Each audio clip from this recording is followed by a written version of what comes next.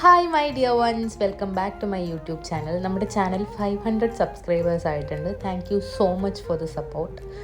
ഇന്ന് നമ്മൾ ബ്ലാക്ക് സാരി കൊണ്ട് ഒരു ഗൗൺ ഡ്രേപ്പാണ് ചെയ്യുന്നത്. അപ്പോൾ അണ്ടർസ്കേർട്ടായിട്ട് ഞാൻ സാധാരണ ഇടുന്ന പെറ്റിക്കോട്ടല്ല, ജസ്റ്റ് എൻ്റെ കയ്യിലുള്ളൊരു ബ്ലാക്ക് സ്കേർട്ടാണ് ഇട്ടിട്ടത്.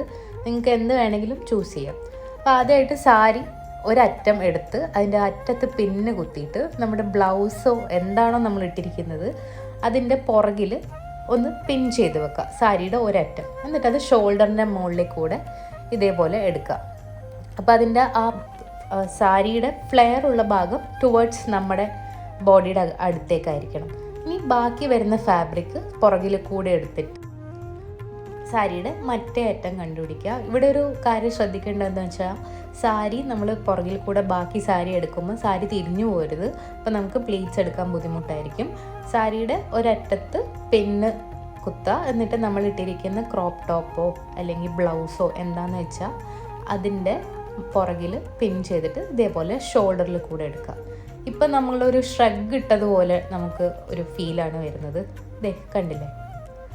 അപ്പോൾ ഇനി ബാക്കി ഫാബ്രിക് നമ്മൾ എടുത്തിട്ട് നമ്മുടെ ബോഡിയുടെ രണ്ട് സൈഡിലും ഏകദേശം ഒരു പകുതി ആവുന്ന പോലെ, കറക്റ്റ് അളവ് വേണമെന്നില്ല, ഒരു ഏകദേശ കണക്കിന് ബാക്കി വരുന്ന ഫാബ്രിക് പുറകിൽ കൂടെ നമ്മുടെ രണ്ട് സൈഡിലേക്കും ഇങ്ങനെ എടുക്കുക. എന്നിട്ട് ഒരു സൈഡ് ഒന്ന് സെക്യൂർ ചെയ്ത് വെച്ചിട്ട് നമുക്ക് പ്ലീറ്റ്സ് ഇടാൻ സ്റ്റാർട്ട് ചെയ്യാം. അപ്പം ഞാനിവിടെ ചെറിയ പ്ലീറ്റ്സാണ് എടുത്തിട്ടുള്ളത്. നിങ്ങൾക്ക് നിങ്ങളുടെ ഇഷ്ടം പോലെ പ്ലീറ്റ്സ് എടുക്കാം. ഒരു പെട്ടെന്നുള്ളൊരു പാർട്ടി വെയറിനൊക്കെ ആണെങ്കിൽ ഈ ഒരു ഡ്രേപ്പിംഗ് വളരെ നല്ലതാണ്. അപ്പോൾ പ്ലീറ്റ്സ് എടുത്തിട്ട് അത് സെക്യൂർ ചെയ്യുക. സെയിം തന്നെ അപ്പുറത്തെ സൈഡിലും സെക്യൂർ ചെയ്യാം. അപ്പം ഞാൻ എപ്പോഴും പ്ലീറ്റ്സ് എടുക്കുന്നത് ഇടത്തെ കൈ കൊണ്ടാണ്. എനിക്ക് എൻ്റെ ഡോമിനൻ്റ് ഹാൻഡ് വലത്ത് കൈ ആണെങ്കിലും പ്ലീറ്റ്സ് എടുക്കുന്ന കാര്യത്തിൽ മാത്രം വലത്തെ കൈ ഒരിക്കലും എന്നെ സപ്പോർട്ട് ചെയ്യാറില്ല. അതിന് എനിക്ക് ഇടത്തെ കൈ തന്നെ വേണം. നിങ്ങൾക്കും അങ്ങനെയാണെങ്കിൽ ഒന്ന് കമൻറ്റ് ചെയ്യുക. അപ്പോൾ എടുത്ത വശത്തെ പ്ലീറ്റ്സും നന്നായിട്ട് നമ്മൾ ചെറിയ പ്ലീറ്റ്സ് നേരത്തെ എടുത്ത പ്ലീറ്റ്സിൻ്റെ മാച്ച് ചെയ്തിട്ട് നന്നായിട്ട് ചെറിയ പ്ലീറ്റ്സ് എടുത്തിട്ട് അതും സെക്യൂർ ചെയ്യാം. അപ്പം നമുക്കൊരു മോഡേൺ ലുക്ക് വേണമെങ്കിൽ ഈ ഒരു സ്റ്റെപ്പോടെ തന്നെ ഡ്രേപ്പിംഗ് നമുക്ക് ഫിനിഷ് ചെയ്യാം.